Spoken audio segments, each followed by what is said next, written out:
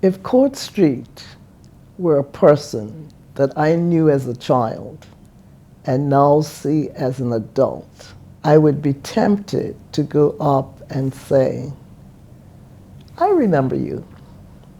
You started off as a home for your people, a warm place, a place of comfort, a place of tranquility. Court Street.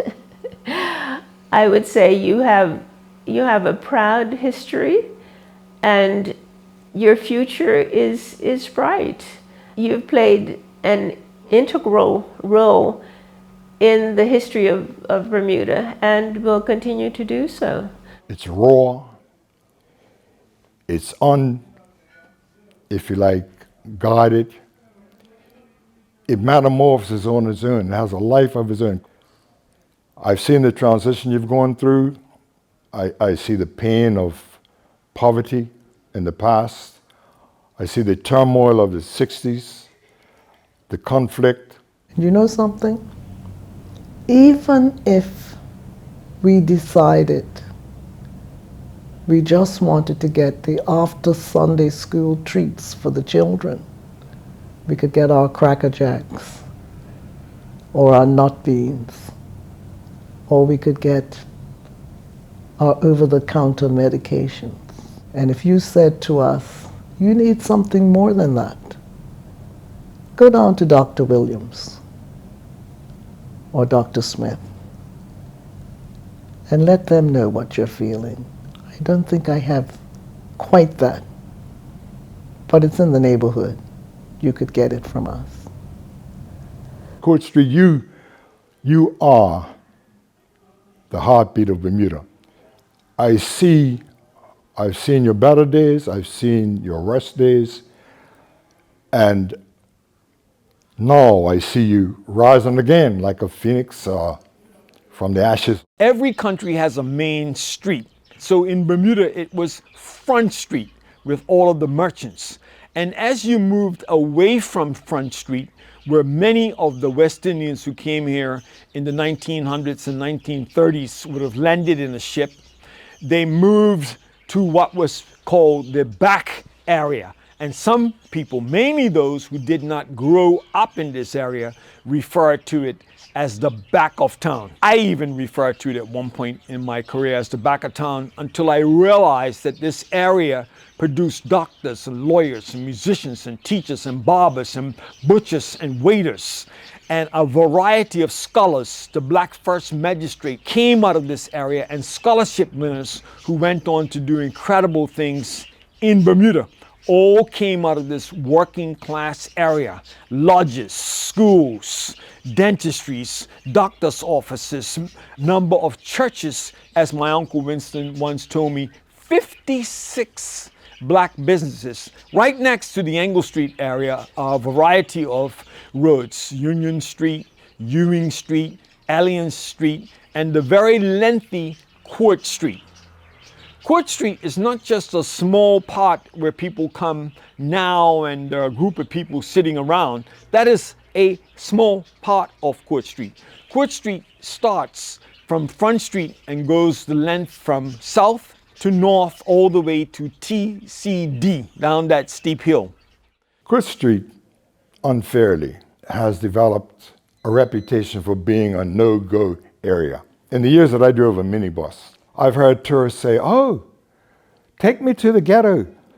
Take me. I was told I can't go to Court Street. I can't go past Victoria Street. My question to them is, who told you?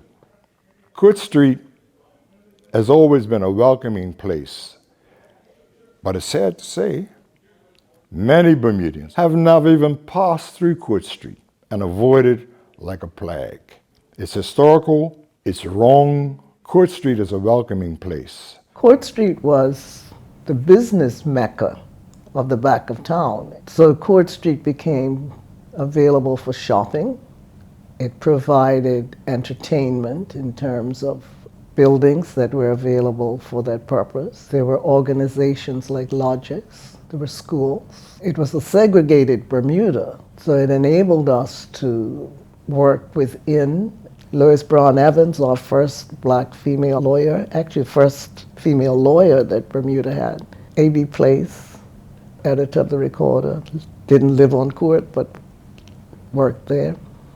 And then there was a Mr. Robinson who owned and managed what was called the New York Hotel, which was really a residential building and quite a large one that ran from Court through to Victoria, quite a large building, and it's still there as far as I know. When black businesses wanted to open along Front Street, that opportunity was denied. But they kept on pushing to the state of where the Robinson family were able to purchase the Emporium on Front Street, where the Hill family were able to purchase what became known as the Donald Smith Travel Agency on the corner of Parliament and Reed Street. So there was this constant push, in spite of the resistance, to try and get to Front Street. At the same time, they were taking opportunities to open small grocery stores, candy stores, snowball shops, clothing stores on the streets that I have mentioned. And so on Court Street eventually came Chinese restaurant, Bermudian restaurants, a fish restaurant, and also came a Muslim restaurant, barbershops. We even had Mr. Henry who fixed clothes along that road. You had the Salvation Army on the southern side coming all the way in this direction towards Engle Street with Reverend E.B. Grant, who founded the first Church of God. You had Mr. Musson. One of the major places on Court Street was Musson's machine shop. A number of people would remember how outstanding an engineering individual Mr. Musson was. And he created a number of tools that people could use that were not available on the island, and as they were needed. Somebody needed to fix something, or he needed to fix something, and he would just make the tool. You had Mrs. Priscilla Wilkinson, whose famous slogan was, "Why you want? Why you want?" When you went into her store, she had jewelry on sale. She had items that you could purchase for your own home, and she also ran a kitchenette from there, making famous hamburgers and hot dogs and other food items came from her. And she went on to purchase a lot of real estate in Bermuda, even buying the famous Green Gables, where Spinning Wheel is now, had a reputation. Just around the corner from her store, Paramount, was the famous Places. And I mentioned restaurants in that area at one point. Now where you see Soul Food and others, there's a two-story building there where you even had Skipper Ingham open a restaurant. I always say that Court Street is supported by Bermuda Triangle. That's Alaska Hole, the PLP headquarters, St. Paul's Amy Church, and the Union. I call that the Bermuda Triangle. That supports black society, black culture. And anything revolutionary or evolutionary either comes out of that area of Court Street, the block, is still to this day key to black development. And when girls left elementary or didn't have the financing to go to the Berkeley Institute and other private public schools, public but still had to pay, they opened the Girls Arts and Crafts Institute. And there's a picture in Nellie Musson's book, Mind the Onion Seed, of almost 60 to 100 girls coming down the hill in white, going to their graduation. They became the seamstresses in Bermuda at that time. And many of them went on to open their own businesses. Alaska Hall, which the Girls Institute of Arts and Crafts, and that school was run by a Miss Francis, who later became Mrs. Smith. And what is interesting is, when we look at the dearth of job preparation that we now have in many of our efforts to educate our young people, is that particular school enabled a number of young women who attended there to leave that school and actually either set up their own business or to work in somebody else's. It taught hairdressing that was done by a Mrs. Ida Smith. I mean, anybody who respected themselves in terms of having their hair done would have known the name Ida Smith. She was trained in New York by a Mrs. Walker, who was the big lady in across the U.S., if you mentioned her name. They also did tailoring. There were people like a Mrs. Fubler, who taught dressmaking. There was a Miss Butcher who taught millinery. And Miss Butcher actually lived on Ewing Street. She was one of the few teachers who lived in the area. So young women left that school. They could go and work, and several of them worked in Trimminghams from time to time. And the kilts and smock dresses that Trimmingham sold were made in Bermuda by persons who graduated from that school. Absolutely beautiful. My Aunt Carol was a teacher of speech and drama in the Bermuda public school system. And in fact, speech and drama was what she loved. Studied theater at the Ontario Conservatory, which is University of Toronto.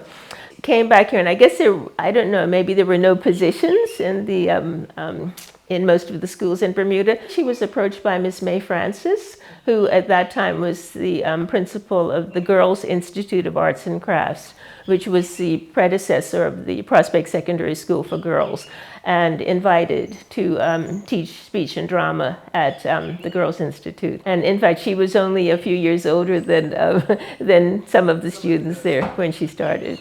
Lodges were like a social services for black people. When someone was ill, for instance, and a family member belonged to a lodge, lodge members would take turns in sitting with that ill member, so that although there weren't nurses available to look after, a lodge member would sit and look after to relieve the household member from doing something, or to enable them to go to get the groceries or do whatever other out-of-house things they might have needed to do. And the lodges also paid a certain amount of money weekly if the provider for the family was no longer available to do that. Can you imagine at one point Bermuda having almost 5 of movie theaters and places to perform? You have this unbelievable, and there are very few pictures of it, this colonial opera house built by ordinary working people who not only brought movies into Bermuda, but at the same time, you could go to a 6 o'clock show, which gets out at 7:30, only to see an 8 o'clock show with the minstrels, or an 8 o'clock show with Ernie Leder and his orchestra and Ha-Cha-Cha Boys, or Al Davis, Dancing Girls, plays, the Lance Haywood and Haywood Productions. There's a significant history that has not been told to date about the numerous productions that took place at this colonial opera house, which unfortunately met its fate with a fire and hurricane, and at one point became, in its latter stages, a church. But that was the Mecca of entertainment in Bermuda. Outstanding. I hope one day to find a bit of time. Just publishing the adverts alone, you will see your parents and cousins' names mentioned, and you wouldn't even have known that they were a part of numerous productions that took place on a weekly basis. They found the time to produce, to stitch and design their own costumes with live musicians. Absolutely unbelievable. And make their own plays and perform there, often for charity or to assist them with their day jobs. The transition from Court Street being a friendly residential area where business people had a good time, where people were happy and tranquil, happened, I would say, after the riots at Balco. That caused a tremendous transition in people's attitudes and Court Street became a much less benign place, a more, I'd say, unlawful place. And young men, posses we call them, they formed from Middletown, they formed Glebe Road, and these posses transitioned and became young gangs.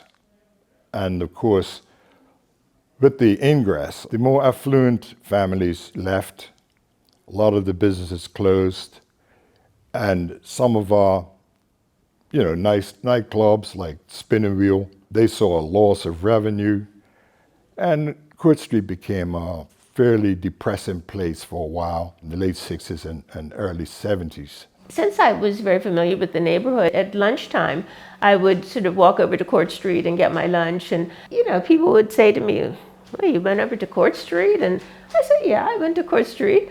And like it was sort of something strange or dangerous. I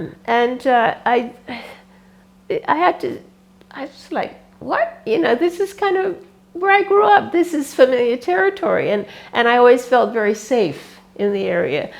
My great aunt, Agnes May Robinson, who had noticed for a while that there were boys, little boys and right through adolescence who didn't really seem to, who seemed to be homeless, quite honestly.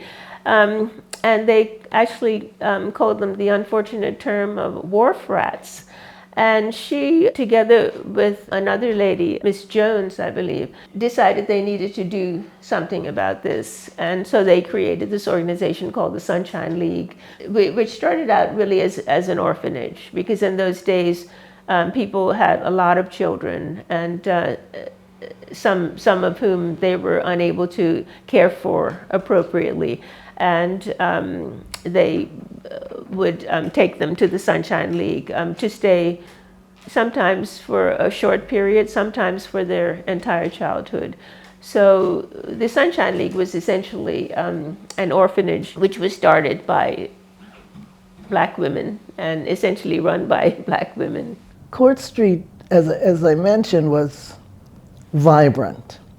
Remember, we didn't have supermarkets, so of course people shopped on Court Street for the groceries. There was a store called Piggly Wiggly, for example, that opened initially as a small grocery shop, but it expanded, of course, into what became known as a supermarket. They sold specials on weekends.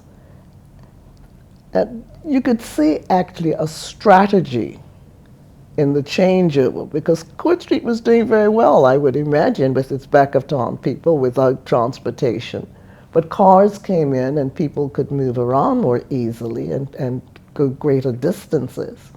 And you could carry more because you could put several bags in the back of your car, in your trunk. And the number of people were lured away. And I think that's a time when perhaps, and I have never studied this, I don't have any research data that would support what I'm saying.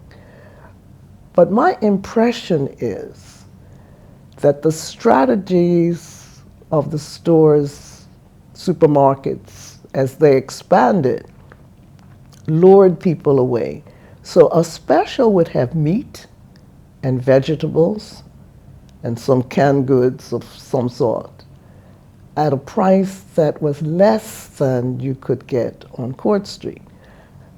Because Court Street had Black businesses, the owners would not have been able to get the capital to expand their business in the same way that white businesses did. I must say, when somebody said to me, well, this will improve the area, I felt angry, because I kind of realized that they knew nothing of the history of the area, and that it had been a wonderful, thriving residential area. I'm no sort of conspiracy theorist, but sometimes certain things are orchestrated, and I mean, it's not only in the States that certain things like redlining and whatnot, and, let's keep all the blacks, let's keep all the what we consider bad stuff or crime, in a particular area. Sometimes things are in fact orchestrated. Hello, my name is Yasmin Cummings. I attend the Barclay Institute, and today I am interviewing the community of Court Street. My name is Azai Goder, and I represent the Barclay Institute, and today I'll be asking questions to the community of Court Street. So will you introduce yourself? My name is Stanley Noel William Hudson, and as an employee of the Spinnerville Limited, and been on Hamilton North for some 20-something years as an employee of Spinnerville and also as an entrepreneur.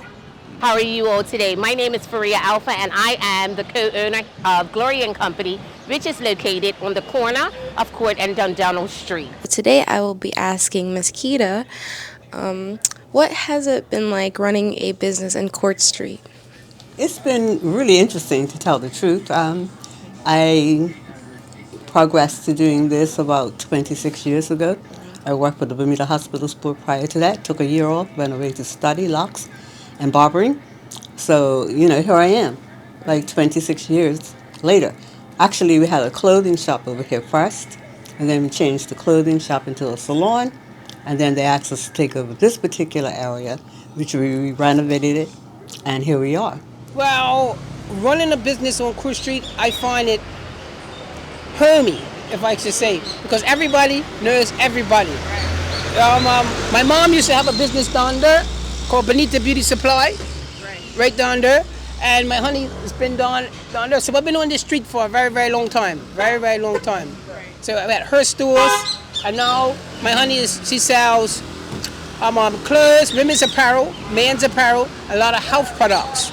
So this is what you can get on this side of it. But we find everybody's family, because everybody knows everybody, small community. We watch people grow from small, and they come up to adult. Yeah, I've been coming through here as a little girl because my mother worked at Places Cafe, and I would come into walk from Point Hill to here and go into Hamilton and pay the electricity and telephone bill at 8 years old. So, and I was very safe. My late godfather ran a tailor shop, Billy Taylor's shop on Court Street, and at the age of 15, I was working there. So Court Street has always been a part of my life. Years ago, Christmas Eve, as a family in the 60s and early 70s, we would come to the Chinese restaurant that used to be on Court Street, have dinner, and then get a cab and go around Hamilton and see the Christmas lights. Well, it's hard to change crime because crime is just everywhere and it's sporadic in Bermuda. So it could be Court Street, it could be Front Street, it could be at a bar sitting down eating lunch. So it's hard to say for that one.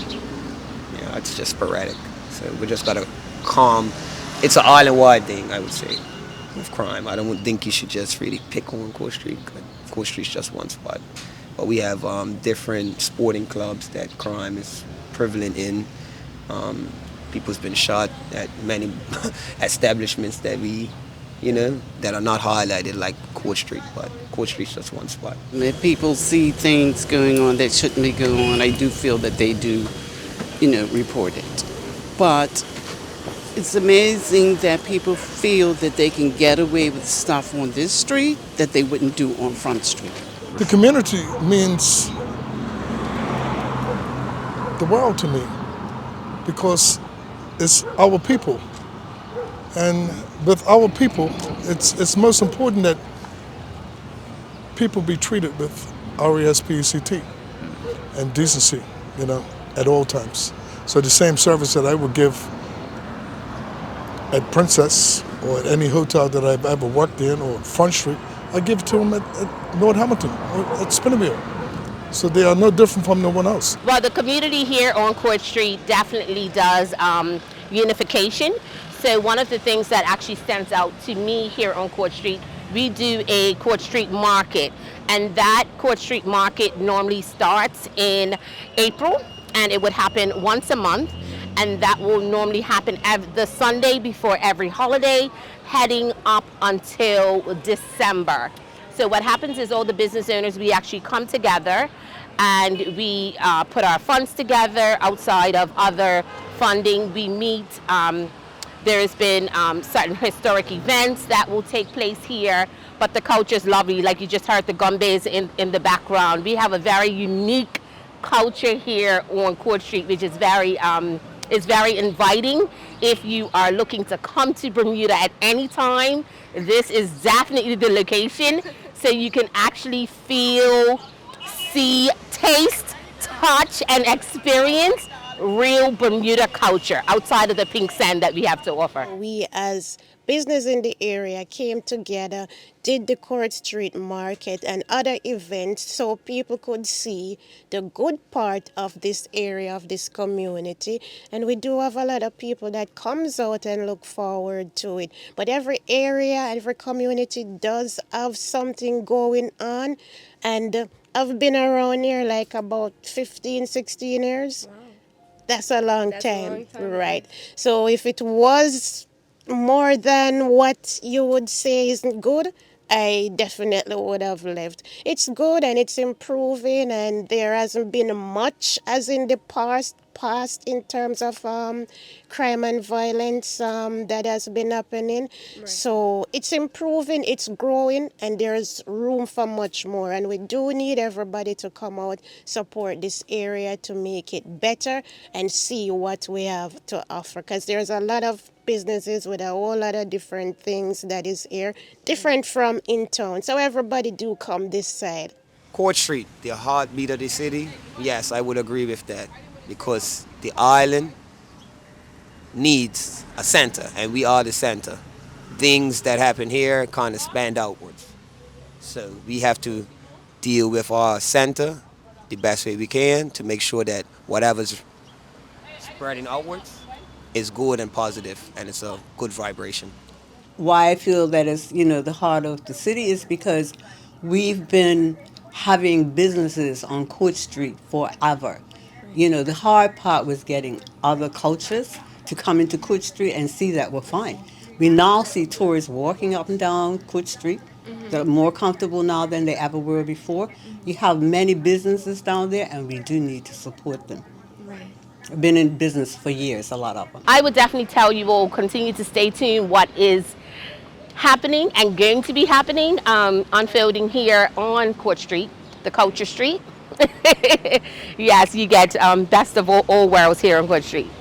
Well, in the past 5 or so years, you've seen more restaurants come back into the area, and you've seen a lot more tourists led by Bermudians come into the area. You have more tour groups who are interested in the history of Court Street. You have a group with the support of the Bermuda Economic Development Corporation assisting Nadine Dillis and her committee in developing Court Street with their festival, which is key. A festival is always key to life. We started one here on Angle Street as well, which lasted. The Bermuda Triangle Cultural Festival was packed out for 2 years. This particular one has government support. We just had a committee of 6 seniors and 3 people under 60 and got a lot done. So Court Street has a bright future now that it can look towards the Bermuda government being a part of the EEZ zone, and it also has a good working relationship with the Corporation of Hamilton now, who are really trying hard. Christmas decorations have improved, seating, more vegetation, more cleaning in the area. They've done a significant job. They've highlighted outstanding Bermudians. They built the Eve Park there. With that type of hands-on, it's most unfortunate that people like W.E.R. Joe at the end of Engle Street near the Catholic Church, who had the first mall in Bermuda, it's unfortunate that he wasn't ever selected in the 50 times that he ran to be a member of that corporation. Now, if we had that type of relationship then, we would see even greater improvement in that area and a lot more businesses would have existed. Be that as it may, the newer members that have come aboard the corporation in the last 20 years without those racial handicaps, I can only salute them for the significant role that they've played in supporting the various groups that want to keep the Court Street legacy alive. That bodes well for the future when you have the government and the corporation working with and not against the people. That's what you call a part of minding the onion seed puzzle. Thank you, Nellie Musson. I have seen the renaissance, if you like, of Princess Street. The Housing Corporation has deemed it fit, and quite wisely, to renovate many of the buildings there. And some people are reoccupying the block, the area around and surrounding Court Street.